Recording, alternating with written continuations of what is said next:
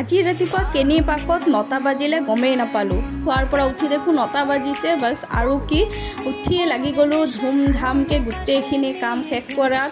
আৰু কামখিনি শেষ কৰি মই যেতিয়া কিটচেনত আহিলোঁ, আধা ৰন্ধা বঢ়া হোৱাতে মোৰ গেছ শেষ হৈ গ'ল। চ' মানুহে কয় নহয়, যিদিনা তোমাৰ দেৰি হয় সেইদিনা চবফালেই দেৰি হয়। চ' গেছ শেষ হোৱাৰ লগে লগে মই ফোন কৰি দিলোঁ গেছৰ দাদাজনক। তেওঁ অৱশ্যে গেছ লৈ আহিলে।